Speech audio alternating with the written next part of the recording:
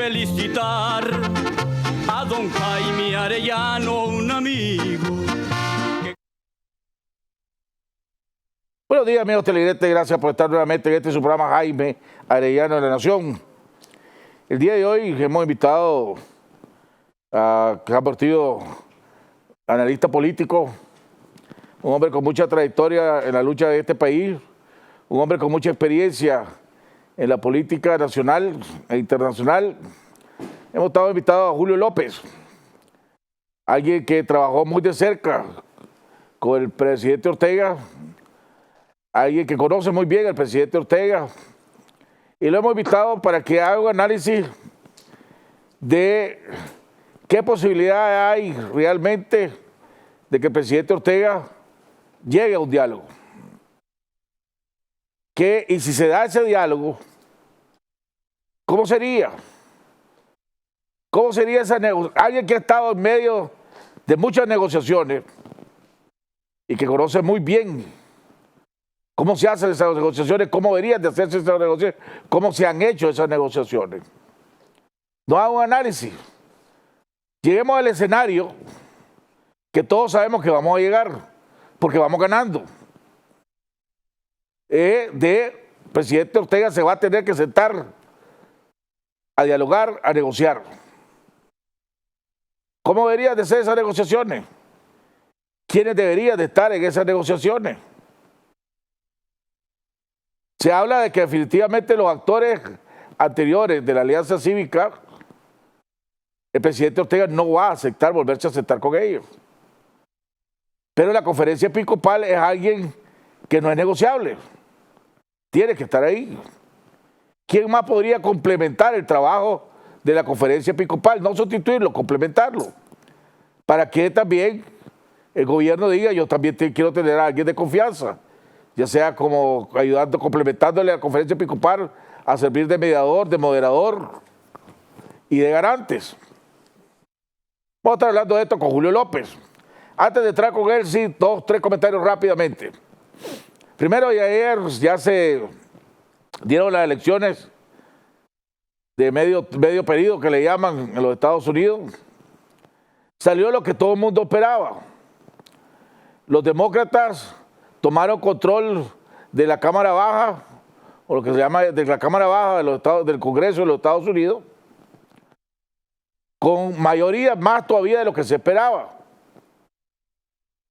Al final y al cabo va a haber un cambio de casi 30 puestos entre los que controlaban los republicanos y que ahora van a controlar los demócratas, dándole mayoría a los demócratas. Pero también sucedió otra sorpresa, o una sorpresa, fue que los republicanos no solo mantuvieron su ventaja en el Senado, sino que la aumentaron considerablemente. Cuando digo considerablemente, debido a lo que estaba en juego. Y ahora van a tener 53, con cuidado 54 senadores. Eso le da un enorme poder también al presidente Trump. Pero sí lo que hay es, ahora sí va a haber a partir de enero un balance. El presidente Trump va a tener que negociar con el Congreso. Porque los demócratas van a estar controlando el Congreso, la Cámara Baja, van a tener la posibilidad de legalmente y obligándolo al presidente Trump a sentarse a negociar. Ahora, ¿qué significa esto para Nicaragua? En el corto plazo, nada. Todos estos congresistas y senadores que perdieron su puesto, hoy mismo o mañana, jueves, regresan a su trabajo. Y ellos van a sesionar hasta la primera semana, los primeros días de diciembre. Porque los nuevos congresistas, los nuevos senadores entran, asumen sus nuevos puestos, o los que cambiaron, en enero del año que viene. Entonces todas las sanciones, todas las leyes que ya están en tubería, van a ser aprobadas durante el mes de noviembre. Probablemente en los próximos 10 días, 2 semanas máximo. Vamos a ver ahora con la reacción, sí, qué es lo que está mandando los indicios que va a mandar el presidente Ortega. Esta ley que salieron que está promoviendo para crear una reconciliación en Nicaragua. Será un mensaje, vamos a preguntarle a Julio López, que conoce muy bien. ¿Será este un mecanismo de mandar el primer mensaje? ¿Será este el mecanismo que están buscando para recetarse ellos mismos la amnistía? Ahora también, hombre, me da, y lo digo con mucha tristeza, porque tenía la esperanza de que tanto Ciudadanos por la Libertad como el PLC recapacitaran y no se prestaran al juego de participar en las elecciones regionales. Y digo elecciones usando la palabra que la debería ser las asignaciones, que nuevamente va a ser este Consejo Supremo Electoral el año que viene. Pero en la misma jugarreta del gobierno de tratar de creer, vender la imagen de que todo está normal en este país, están obligando a que todos los partidos inscriban a sus candidatos el 20 de noviembre a más tardar, para que los partidos políticos ya se ensucien. Los partidos políticos que todavía no están sucios, pongámosle, o no están muy sucios. Y Ciudadanos por la Libertad cayó en la trampa. Y el PLC, en vez de encontrar esta oportunidad para reivindicarse ante el pueblo de Nicaragua, volvió a caer en la trampa. No es posible que le vayan a decir a los nicaragüenses que por no perder una personería jurídica van a ser cómplices del gobierno. Van a tratar, porque no hay manera que puedan legitimar unas nuevas asignaciones. Van a participar en un nuevo proceso, en un proceso electoral con los mismos jueces, con las mismas condiciones, con las mismas reglas. Señores del PLC y de los Ciudadanos por la Libertad, ustedes están traicionando la memoria de todos los muertos. Están traicionando a todos los presos políticos. Su mismo miembro, Medardo Madureira, que ayer fue presentado ante los juzgados, que está denunciando que está siendo torturado, que lo tienen en una celda a los 8 acusados, y que es miembro del PLC. Ustedes los están traicionando al participar.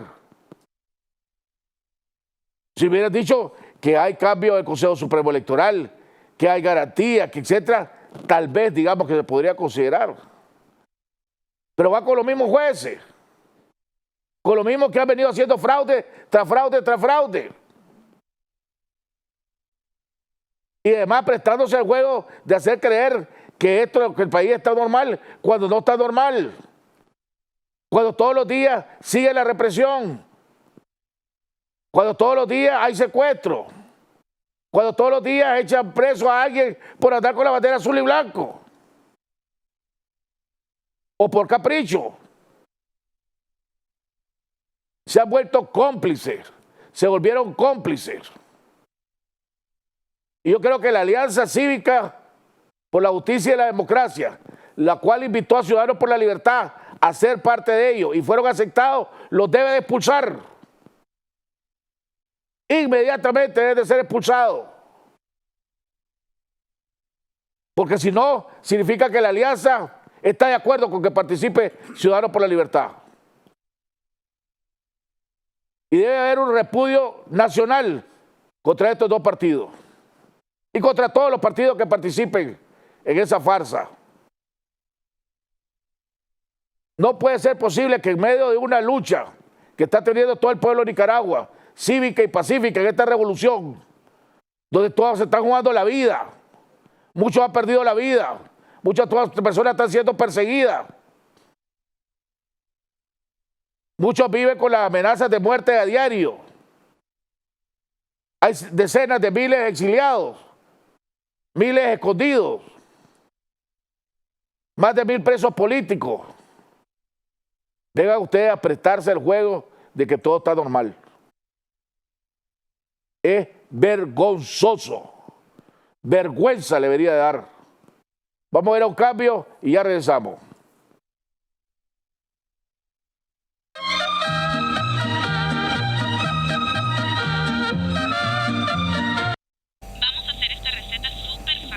Paso número 2. ¡Hala! Uy. Ah, delicioso. ¿Qué? No, no, no, no, no.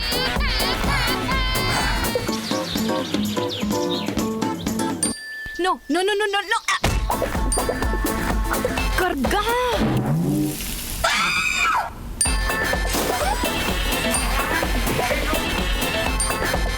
Uy. Esta Navidad disfruta YouTube gratis con LTE sin consumir tus megas. Activa tus bonos con internet desde 50 córdobas o tu plan postpago. Movistar, elegí todo. Denuncie, denuncie, denuncie las violaciones a sus derechos humanos, detenciones ilegales, heridos, fallecidos, desaparecidos. Rompa el silencio, denuncie ante la Asociación Nicaragüense Pro Derechos Humanos. Denuncie si es víctima de represalias, acoso policial o ataques por parte de paramilitares o fuerzas de choque. Visite la ANPDH, Residencial El Dorado, frente al supermercado Maxi Palí. Interponga su denuncia. Solo debe dejar su nombre y su número de teléfono. Escríbanos o llámenos. Denuncie los atropellos a sus derechos humanos. Denuncie ante la ANPDH.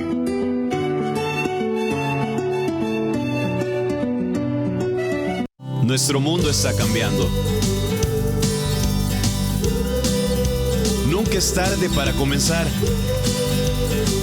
Tampoco demasiado temprano. No existe un sexo débil. Nuestro principal propósito siempre ha sido unir a las personas. Por eso conectamos a más de 360 millones en 20 países del mundo. Nuestro mundo está cambiando. Sé parte de él. Aquí inician muchas emociones, nuevas experiencias. Siempre queremos estar cerca de aquel ser querido, aunque sea por un momento. Para todos tus planes de viajes, Agencia del Viajero te ayuda a hacerlo realidad. Con la mejor tarifa a cualquier parte del mundo. Consulta nuestros precios. Agencia del Viajero.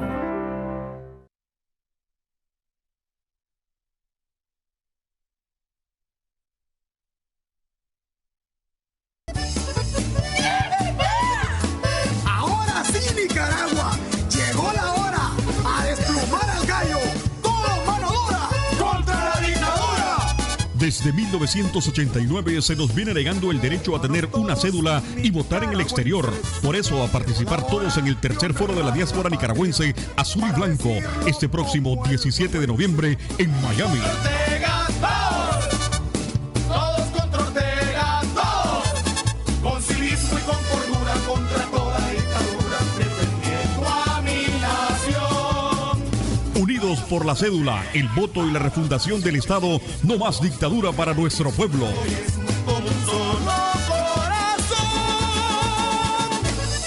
Nicaragüenses, este próximo 17 de noviembre, todos contra Ortega.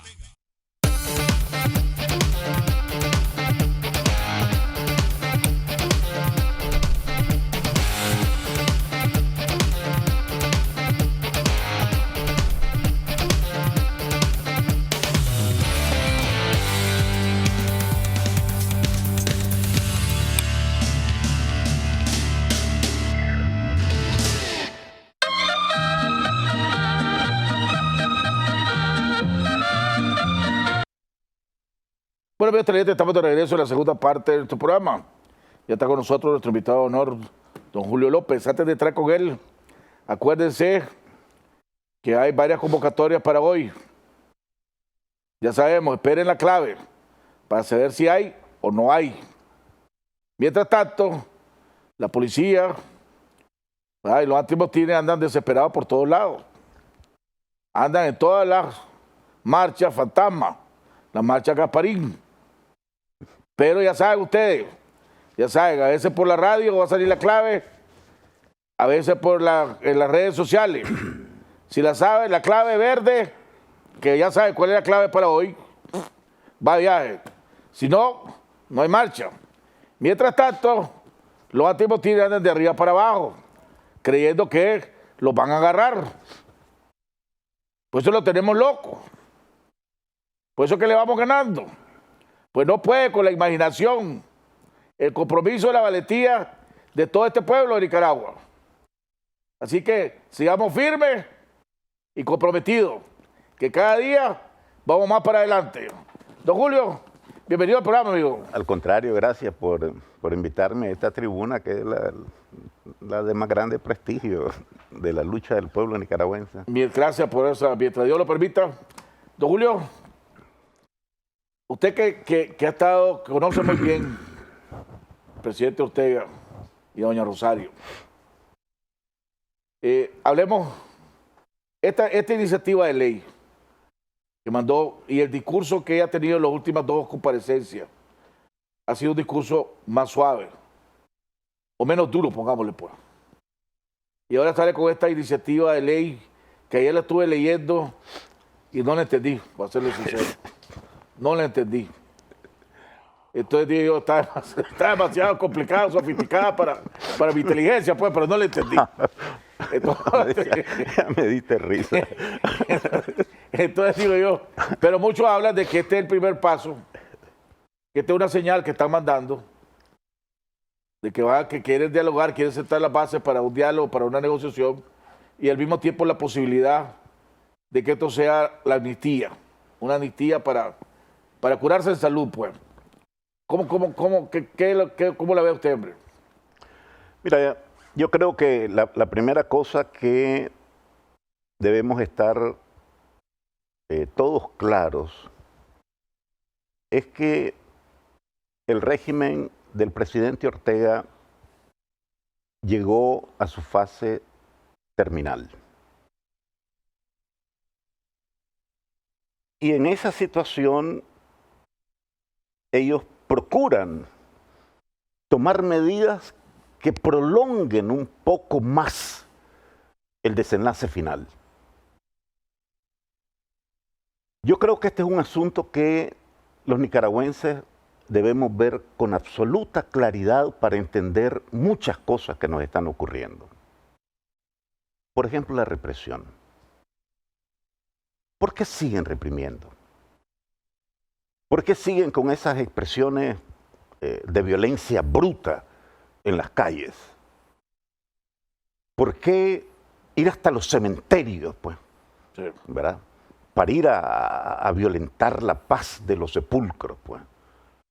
¿Por qué esas desvergonzadas manifestaciones de violencia, por ejemplo ayer contra doña Vilma y los compañeros del CENID, poniéndoles centenares de patrullas y de gente alrededor?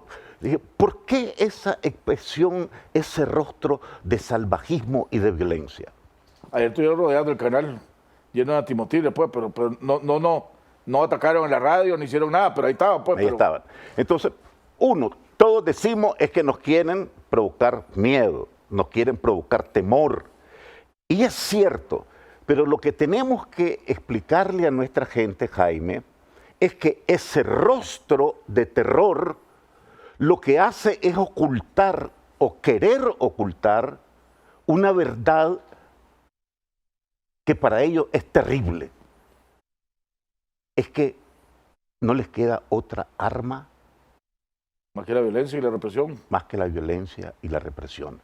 Y cuando un régimen, sea este o cualquier otro, ya no le queda otro expediente que el uso de la represión, es el anuncio inevitable de su colapso. Porque el poder, Jaime, para poder existir, sostenerse en sociedades como las nuestras, es necesario que haya un conjunto de circunstancias que hagan viable el poder. Para comenzar, es necesario que tengas un respaldo político popular consistente. Y cuando vos ves lo que ha pasado en Nicaragua en estos últimos 6 meses, quedó clarísimo para la opinión nacional e internacional que este régimen ya no cuenta con el respaldo popular. Quedó demostrado en las calles, las multitudes, que en todo el país, por todos lados, el sacrificio de la gente y hasta los muertos, para decir no queremos más, se acabó el régimen de Daniel Ortega y Rosario Murillo. Y hasta las encuestas de la Sid Gallup, ¿verdad? Nos trajeron la prueba empírica, ¿verdad?, de que aquel respaldo se revertió totalmente en desprecio. Es decir, se quedaron sin el sustento político. Y además sin alianzas políticas significativas, porque eso que denunciaste ahora realmente no le suma absolutamente nada a este poder en crisis. Pero hay algo más. Cuando vos querés sostener el poder, necesitas necesariamente que tener una sustentación económica. Y entonces, cuando vos pasás revista de la situación del país, te das cuenta que este régimen no tiene absolutamente ninguna posibilidad de sustentación económica. Para comenzar, los agentes económicos que le dieron sustentación durante 11 años, decidieron decirle, señores, ya no, jugamos juntos, pero ya ese modelo con el que trabajamos se agotó, ya no sirve. Pero no solo que los agentes económicos te abandonan, sino que además no tenés desde el punto de vista material de la producción, de las capacidades económicas del país, no tenés absolutamente recursos disponibles. Ahora, una economía como la nuestra, que no tiene ninguna base sólida de sustentación, requiere permanentemente de la cooperación externa. La mayor parte del presupuesto de nuestras inversiones públicas se financia con cooperación de los organismos multilaterales. Una parte del presupuesto de la República se subvenciona también por esa vía. Cuando a vos te cortaron todo eso, que es lo que realmente está ocurriendo en la práctica con el gobierno, entonces te quedaste sin sustentación. Cuando vos te sacan desde el punto de vista del ahorro interno todos los días 7.5 millones de dólares de tus escuálidas reservas internas, te estás quedando sin sustentación totalmente posible. Es decir, no tiene ninguna posibilidad de sustentación económica. Entonces, no tiene el respaldo político, no tiene la sustentación económica, pero hay otras cosas que tampoco tiene. Todo poder necesita necesariamente acompañarse del entorno espiritual, del entorno cultural del país, que de una o de otra manera te acompaña. Pero aquí lo perdieron. Ya no hay apoyo espiritual, ya no hay apoyo de la iglesia, ya no hay apoyo de la arte, de la cultura, de los artistas, de los escritores, de los filósofos, de los poetas y poetisas, ya no hay cantores. El Comité de Festival de la Poesía de Granada sacó un comunicado bastante fuerte, lástima que se me quedó, lo voy a leer mañana, precisamente condenando todo lo que está pasando en este país. Entonces todo el mundo de la cultura desertó de un gobierno porque nadie quiere estar manchado de sangre santa como la de nuestra gente y de la corrupción. Entonces se quedaron totalmente sin eso. Entonces, ¿qué queda?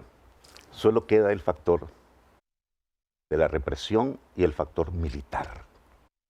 Y allí también estamos en una situación complicada. Están ellos en una situación complicada.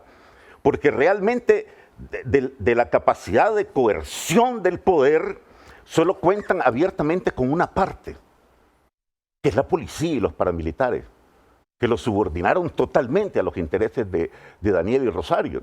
El ejército se mantiene en una especie de neutralidad, en una posición de silencio, de distancia prudente.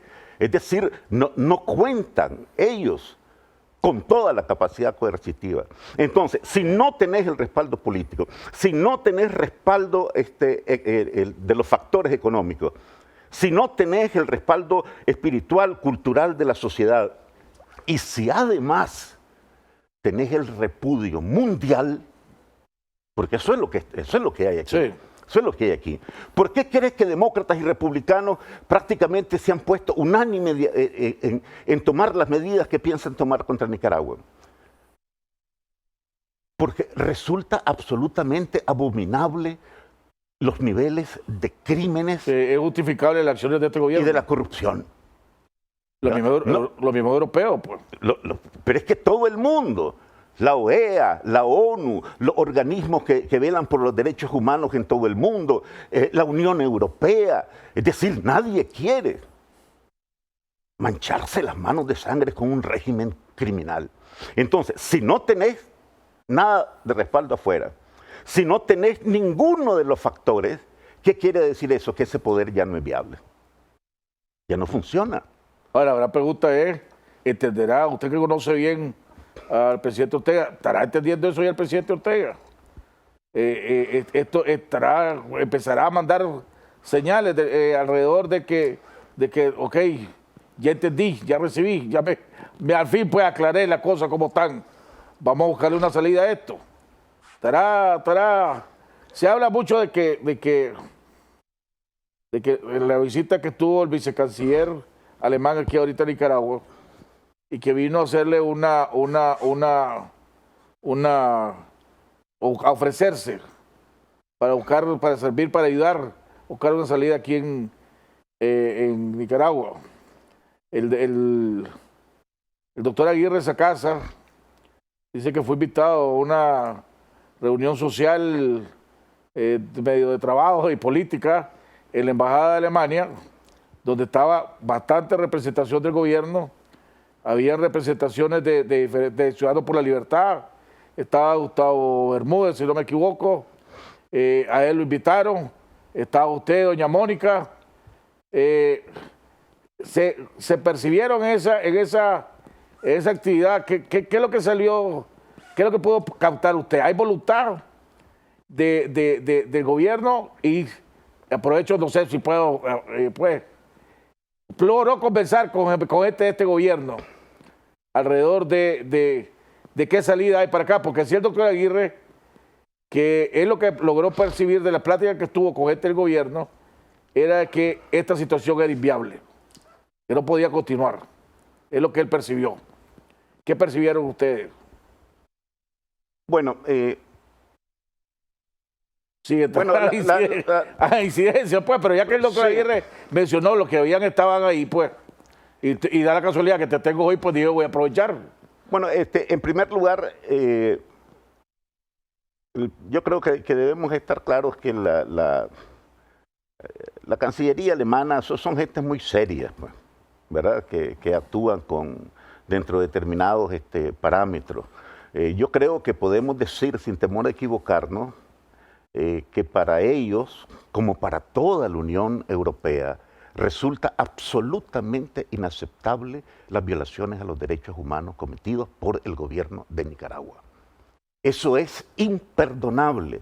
Esa es una línea roja, ¿verdad?, que nadie quiere atravesar aquí, ¿verdad? Ese gobierno es culpable, ¿verdad?, de algo que son de los delitos más graves en la sociedad contemporánea.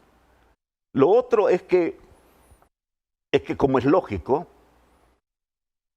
ellos tienen que apostar, como mucha gente razonable en el mundo, porque se realice un proceso de negociación. Es decir, que tiene que haber una negociación. No pueden aceptar, nadie puede comprender que Daniel Ortega se niegue sistemáticamente a sentarse a negociar, ¿verdad? De manera que tanto desde Alemania como de muchos lugares de Europa, nosotros vamos a ver una presión, un aliento. Pero se logró, se filtró, se sentía en el ambiente.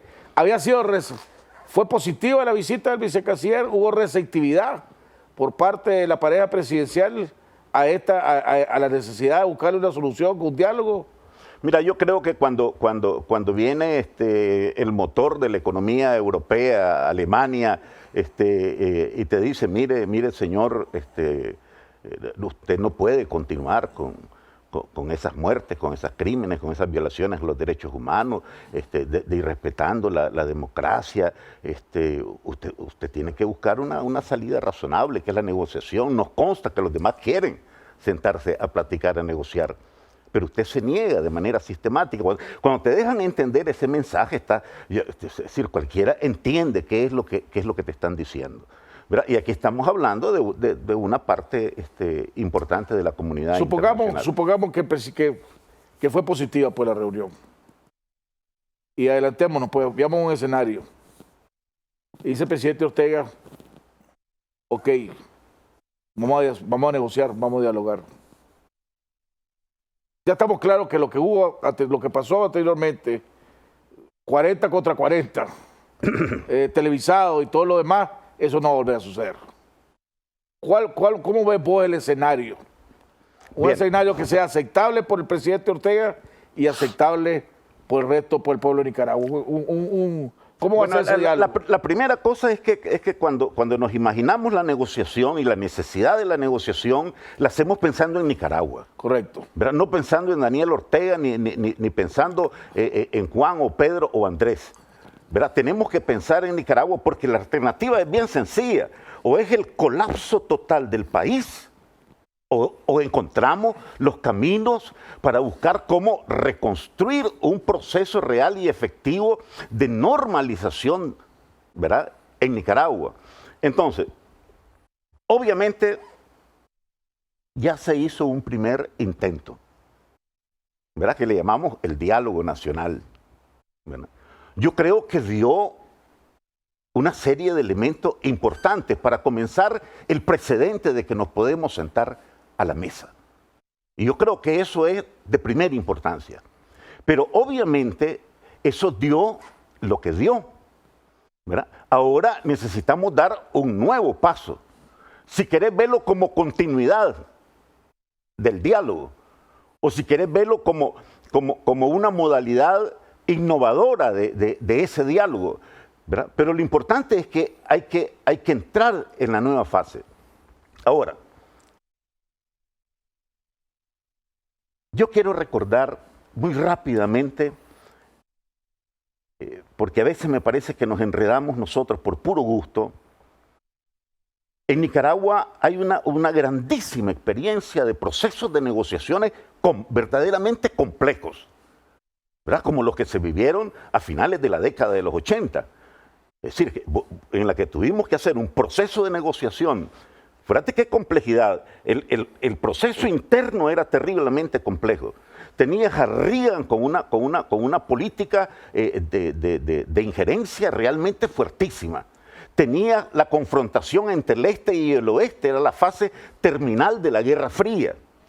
Tenías además metido, ya en la fase final de contadora, tenías metido a México, a Panamá, a Perú, a Brasil, a Argentina, a Colombia. Es decir, era una situación realmente compleja. Más la influencia cubana y la influencia rusa que ya estaba en este país. Pues. Que ya estaban aquí. Por eso digo, el conflicto este-oeste. Es decir, en toda esa complejidad logramos realmente hacer la negociación que permitió resolver. Y en esa compleja negociación, por ejemplo, ¿sabes quiénes eran los garantes, por ejemplo, del proceso de negociación complejo que teníamos en Nicaragua? Baena Suárez, el secretario general de la OEA, y Obando. Dos personas. Obando se hacía acompañar, obviamente, de uno o dos de su gente más cercana. ¿Qué es lo que quiero decir? Es que realmente aquí no necesitamos a toda la conferencia episcopal en el proceso de negociación. Aquí perfectamente podía ser el cardenal, acompañado de uno de los obispos. A mí me gusta Báez, pero suponete que al otro no le guste Báez. Entonces le decís, bueno, que vaya Álvarez, pues. No le gusta Álvarez, pues que vaya Mata, pues. Necesitamos realmente hacer una cosa mucho más ejecutiva. Y de este lado, ¿qué es lo que nosotros podemos ver? Yo creo que tenemos que decir ya con realismo, ¿verdad?, de que es urgente dar pasos concretos, efectivos en esta dirección.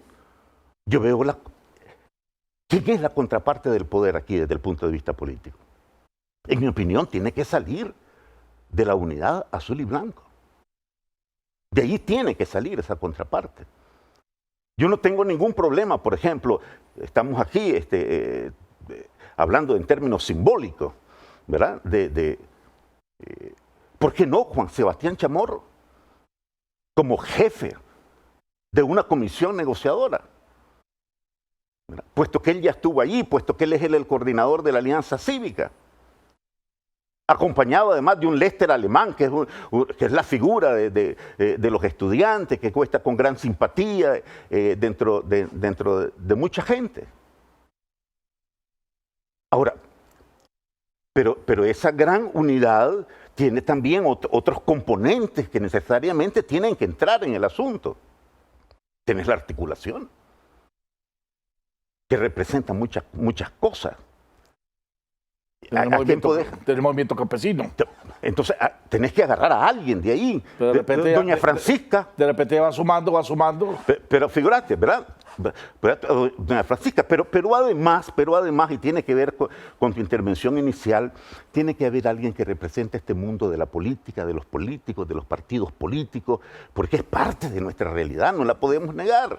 Sí. Y hay gente que tiene mucho consenso, Violeta Granera, por ejemplo, tiene mucho consenso. Entonces imagínate, ya podemos ir compactando, ¿me entendés? Buscarle... Pero la Violeta no es de ningún partido político. Pero tendría que buscar a alguien de un partido de los partidos políticos. Estoy hablando de la política, de la vida política nacional. Yo creo que tiene que haber un equipo fuerte de asesores.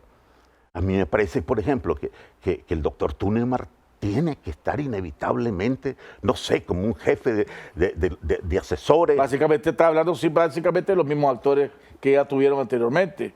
Y estás obviando a alguien, pues. No puedes tener una negociación si no está el sector privado representado. Ahí tiene que estar el Chano. Bien, no importa, pero a mí me parece que Juan Sebastián Chamorro, ¿verdad?, es un representante legítimo. Si le pusimos atención a Funides... No, si aquí no estamos hablando de legitimidad o no legitimidad, porque tenemos claro que todo lo que ha mencionado y otros que no ha mencionado tienen la legitimidad para poder ir. Ahora, el problema es... El presidente Ortega ha dicho, no me vuelvo a sentar con aquellos que me faltaron el respeto, me insultaron, Entonces, va a tener que buscar actores diferentes si querer reactivar el diálogo. Eso lo ha dejado de una manera u otra saber bien el presidente Ortega. Yo creo que a Daniel lo que más le molestó no es que le dijeran eso. Yo creo que a Daniel lo que más le molestó es que se lo dijiste en cadena nacional. Que se lo dijeron frente a todo el pueblo, y no solo nacional, sino también internacional. Y eso debería llevarnos a una cosa que vos mismo mencionaste. Es decir, en esta nueva fase, en este nuevo momento del diálogo, ya no debemos aspirar a tener las cámaras de televisión permanentemente en el proceso. No puede estar. Definitivamente no se puede negociar en esas condiciones. Pero fue importante hacerlo en ese momento. Era necesario. Era necesario, indispensable hacerlo, porque el pueblo nicaragüense es de lo más inteligente que hay y más vivo. El pueblo no quería nada que pudiera hacer chanchullo, que pudiera hacer cosas escondidas, pero además había otra cosa, no conocíamos a los protagonistas. Aquí estamos mencionando nombres que los conocíamos algunos de nosotros, pero que las grandes multitudes tampoco conocían. ¿Y quién sabía el Lester alemán? Nadie, ¿verdad? Y esas circunstancias fueron propicias. Además que era necesario que Daniel escuchara las cosas que tuvo que escuchar. Siguiendo con tu planteamiento.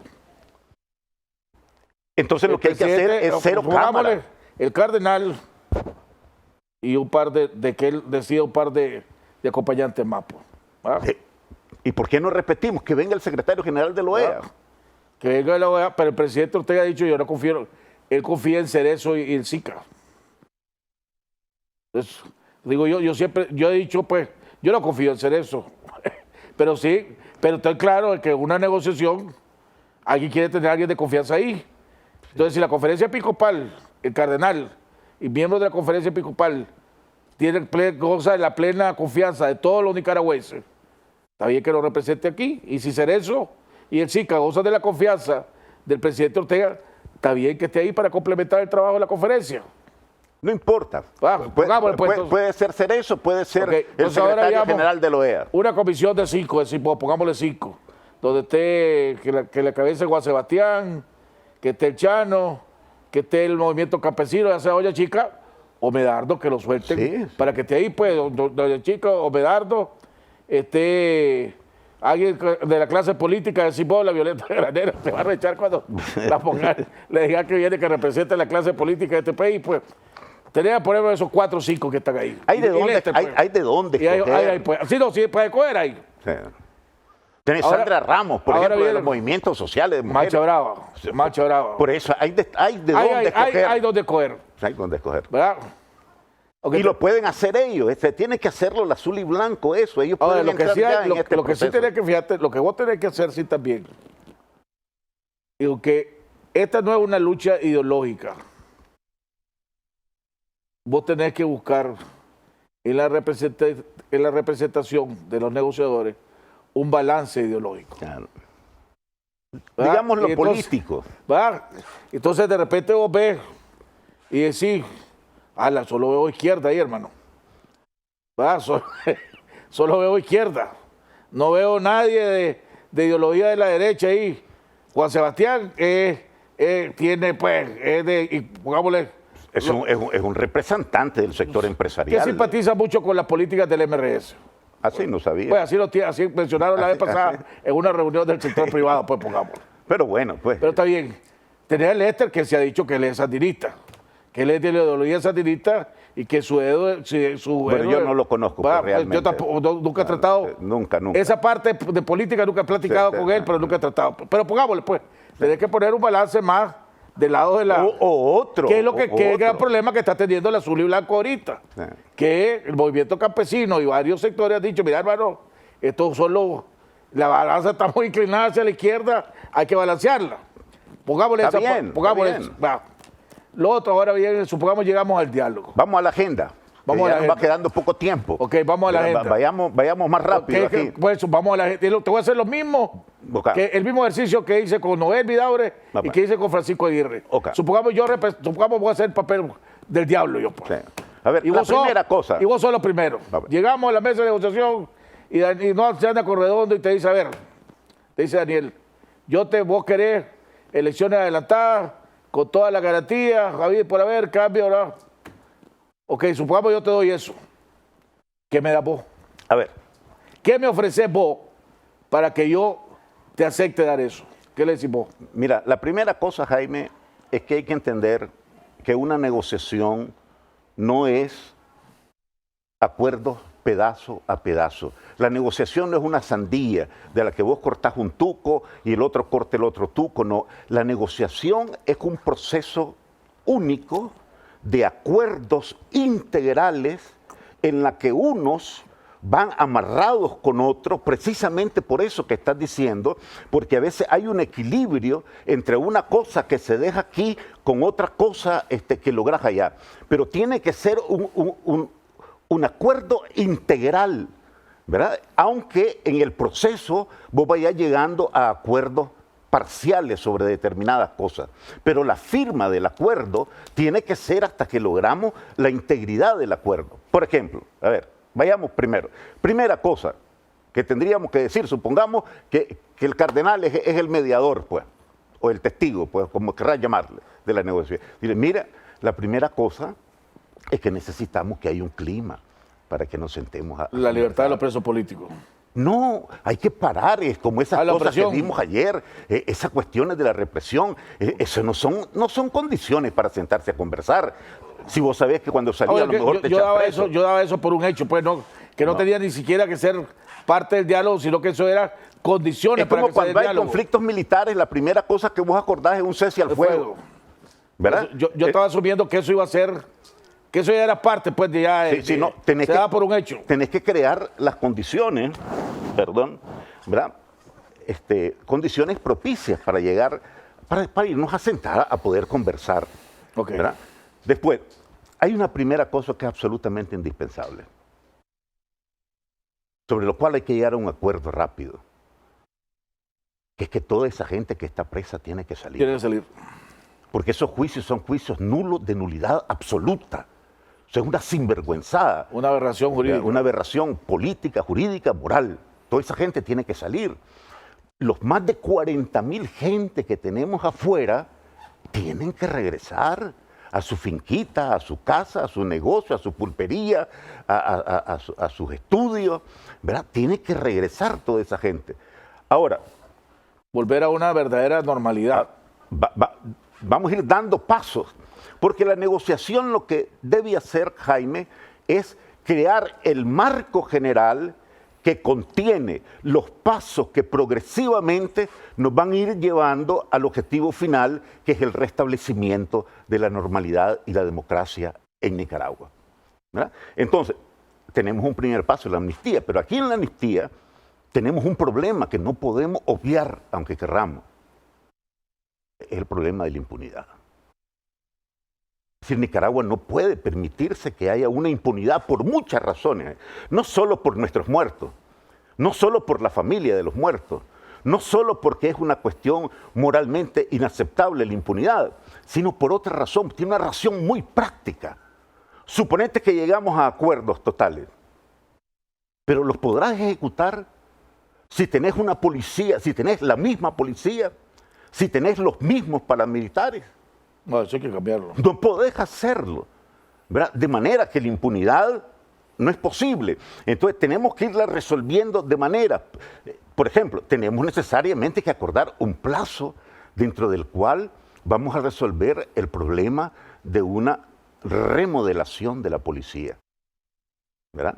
Y del cese de las fuerzas paramilitares. Ese es un tiempo en el que eso no lo podemos hacer el mismo día, ¿verdad? Tenemos que acordar que dentro de tanto tiempo iniciamos en determinada posición el proceso de... Esa es una manera de verla, pues. ¿Verdad? Porque yo lo que decía es porque si tratas de expandir mucho, te va a tardar mucho y en un momento dado se te puede quebrar. Lo que es la reestructuración del gobierno, del Estado, lo que es la reestructuración de la policía, eso le va a tocar al nuevo gobierno electo. Sí, pero vos podés negociar ya el marco general en el cual se van dando ir esos pasos. Por ejemplo, adelanto de las elecciones, ¿verdad? Pero tenemos que al mismo tiempo acordar el plazo, los términos, ¿verdad? En el cual vamos a modificar la ley electoral y permita una verdadera participación de todo el mundo, ¿verdad? Por ejemplo, no le vamos a pedir a todos estos fenómenos políticos nuevos que han surgido en estos 6 meses de que se tengan que meter obligatoriamente en uno de los carros viejos, ¿verdad?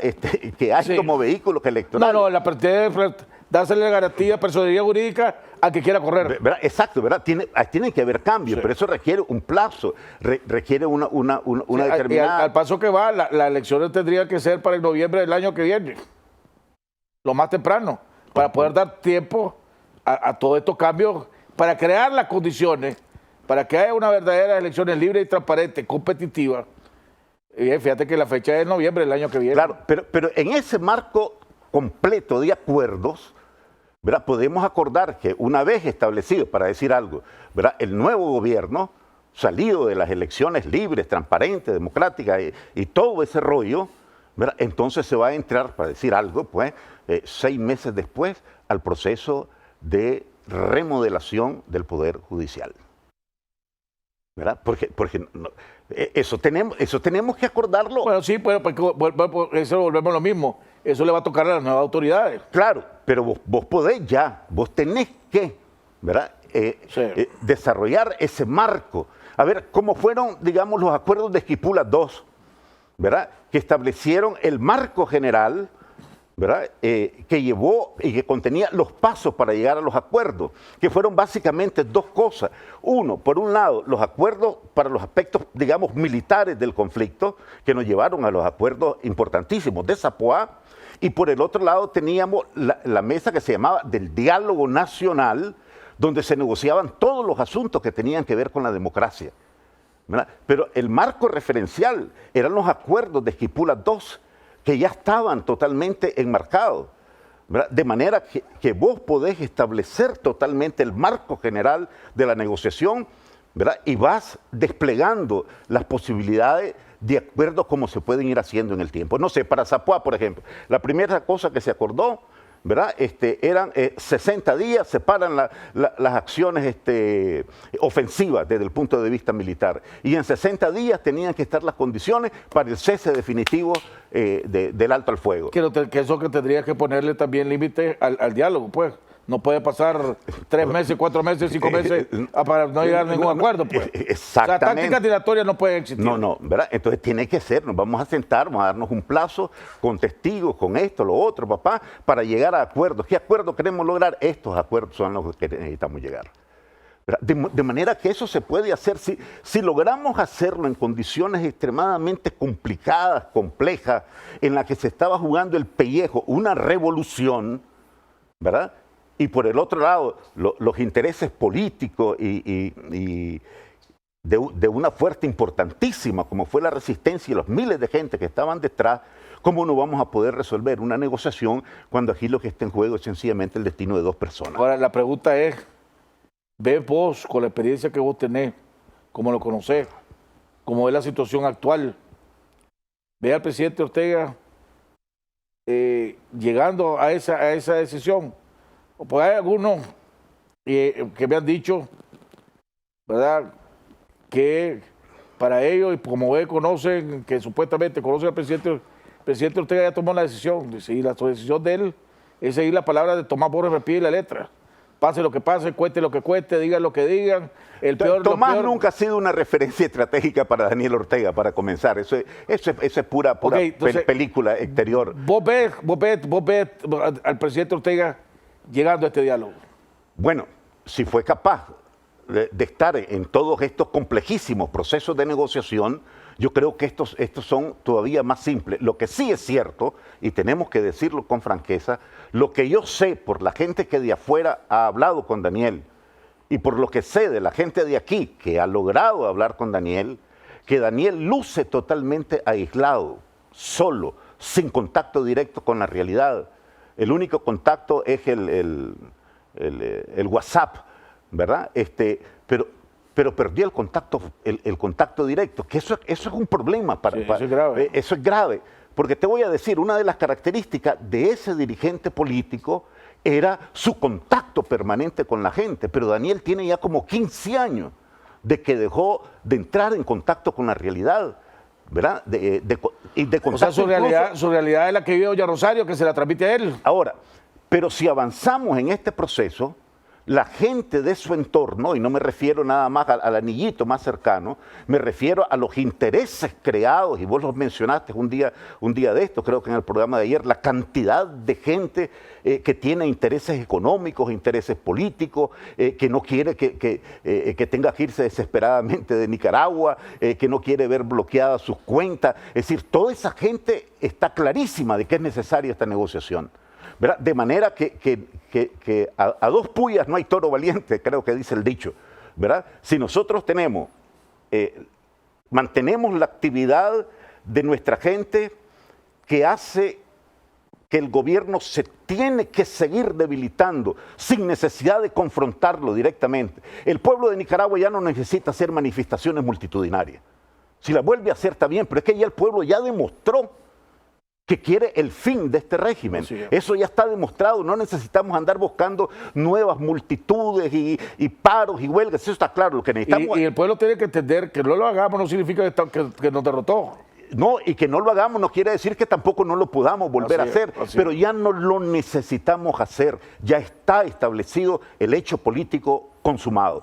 Entonces yo creo que si avanzamos desde el punto de vista interno, si los responsables de resolver este problema político, y yo los veo que eso está en manos de la gente del azul y blanco, una responsabilidad que ellos tienen, si ellos logran avanzar, y la comunidad internacional continúa también con su política de presión, yo creo que van a agarrar coraje, van a agarrar valentía, la gente vieja del frente, la gente del frente que tiene intereses que perder aquí, ¿verdad? Y que tendrán que golpear la puerta y decir, ni modo, Daniel, hay que hablar, hay que sentarse a negociar. ¿Ves al ejército influyendo en el presidente Ortega para que se siente? Tiene que hacerlo, por varias razones. El ejército no puede continuar así de manera permanente, si esto continúa. Mira, hay cosas que ya no dependen de nosotros los nicaragüenses. Por ejemplo, los delitos de lesa humanidad, ¿verdad? Y no los vamos a mencionar todos ahorita porque ya no tenemos tiempo. Explica una cosa, vos sos culpable por haber realizado y ejecutado una orden que no debiste cumplir. Yo soy culpable por haberte dado la orden, pero aquel que está allá, que tenía las posibilidades y la obligación de intervenir para que no cometiéramos esos delitos, es también responsable, ¿verdad? Ante la comunidad internacional, ante el derecho internacional, ante los acuerdos de Roma, ante un montón de legislación que hay. Es decir, que el ejército, ¿verdad?, que tiene responsabilidades porque dejó hacer a esas fuerzas paramilitares que anduvieran con armas de guerra por todas partes del país, matando gente, cometiendo violaciones de derechos humanos, etcétera, ya tiene una responsabilidad. Y estoy seguro que ellos no van a querer irse al colapso, sacrificar toda la institución, sacrificar esa historia, sacrificar la paz y la estabilidad del país. Estoy seguro que no lo van a hacer, pero necesitamos realmente crear las condiciones. Alguien dijo por ahí, hay que negociar con el ejército, es muy ingenuo eso, el jefe del ejército es Daniel Ortega, es por allí que tenemos que buscar la negociación principal. Ve la familia del presidente Ortega ejerciendo también presión. Pues son 11 hijos, 35 nietos, que no es ser agradable estar viviendo como están viviendo ellos, pues. Como estamos viviendo todos, pues, ¿verdad? Que nadie puede salir, si salir no sabe si va a regresar a tu casa, etcétera, pues. Ve también, ve la familia de él. ¿Y qué tanto peso tiene la familia de él en él? Mira, en primer lugar, como seres humanos, ¿verdad?, tenemos que entender que ellos también necesitan ganar, ¿verdad? Y yo creo que la puerta de salida honorable para Daniel Ortega es iniciar un diálogo pronto, porque la quimera, la ilusión, ¿verdad?, de que va a llegar hasta el 2021 es terriblemente peligrosa, en primer lugar, para él, para sus intereses, para su familia y para su allegado y para el país. Sí. Porque ya nos dijeron, si así estamos, que ya no aguantamos, apenas con un 4% del PIB que se nos cayó, si esto continúa y ya en los primeros 2 trimestres ya estamos con el 8% del PIB, la economía en plena recesión y estamos en una situación caótica, la cuestión se puede volver muchísimo más peligrosa para todos, ¿verdad? Entonces yo creo que tienen que haber las posibilidades, ¿verdad?, de que se busque el camino de la negociación y tenemos todos que prepararnos, digamos, para una negociación que pudiera ser no perfecta, ¿verdad? Como dicen los abogados, dicen que es mejor un mal acuerdo que un buen pleito, ¿verdad? Yo creo que aquí, aunque tengamos una negociación imperfecta, pero si ya vamos dando los pasos para lograr la estabilización del país y que entremos por un rumbo realmente en la que haya derechos para todos, libertad para todos, entonces yo creo que habremos dado los pasos necesarios. Bueno, hemos llegado al final del programa, le agradecemos a don Julio López. Ya vieron más o menos la intimidad, cómo podría ser un diálogo, qué podríamos esperar de este diálogo, qué podríamos esperar del presidente Ortega, quiénes podrían ser los actores de este diálogo, las condiciones que se darían en este diálogo, ¿verdad? Con la experiencia que tiene, y yo creo que hay que empezar a tomar en cuenta eso.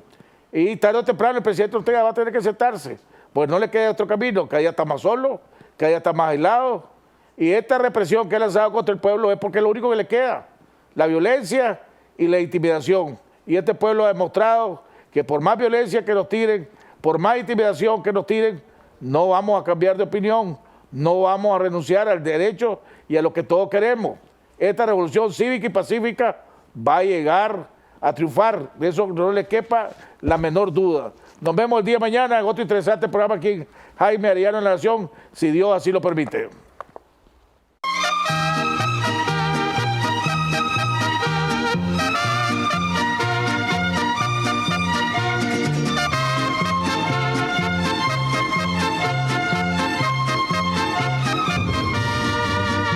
De muy lejos yo vengo a cantar, soy del campo y del pueblo querido.